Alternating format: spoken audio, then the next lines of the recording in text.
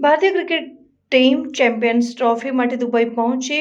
ભારતીય cricket team captain Rohit શર્માની આગેવાની હેઠળ 2025ની આઈસીસી ચેમ્પિયન્સ ટ્રોફીમાં ભાગ લેવા માટે દુબઈ પહોંચી ગઈ છે. આ ટુર્નામેન્ટ 19 ફેબ્રુઆરીથી 9 માર્ચ સુધી યોજાશે, જેમાં ભારતના તમામ મેચો દુબઈમાં રમાશે, જ્યારે અન્ય મેચો પાકિસ્તાનમાં યોજાશે. ટીમના આગમન સમયે દુબઈ આંતરરાષ્ટ્રીય વિમાનમથક ઉપર પ્રશંસકોની ભારે ભીડ જોવા મળી.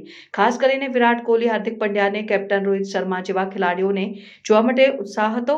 ભારતનો પ્રથમ મુકાબલો 20 ફેબ્રુઆરીએ બાંગ્લાદેશ સામે મુંબઈ ઇન્ટરનેશનલ ક્રિકેટ સ્ટેડિયમમાં થશે. ટીમના મુખ્ય કોચ ગૌતમ ગંભીર અને અન્ય સ્ટાફ ટુર્નામેન્ટ માટેની તૈયારીમાં વ્યસ્ત છે અને ટીમના ખેલાડીઓ ટુર્નામેન્ટમાં શ્રેષ્ઠ પ્રદર્શન કરવા માટે પ્રતિબદ્ધ છે. આ ટુર્નામેન્ટમાં ભારત, બાંગ્લાદેશ, પાકિસ્તાન અને ન્યૂઝીલેન્ડ ગ્રુપ એમાં છે, જ્યારે ગ્રુપ બીમાં અફઘાનિસ્તાન, ઓસ્ટ્રેલિયા, ઇંગ્લેન્ડ અને દક્ષિણ આફ્રિકા સામેલ છે. ભારતીય ટીમ 2013 પછી બીજી વખત ચેમ્પિયન્સ ટ્રોફી જીતવાની આશા રાખે છે.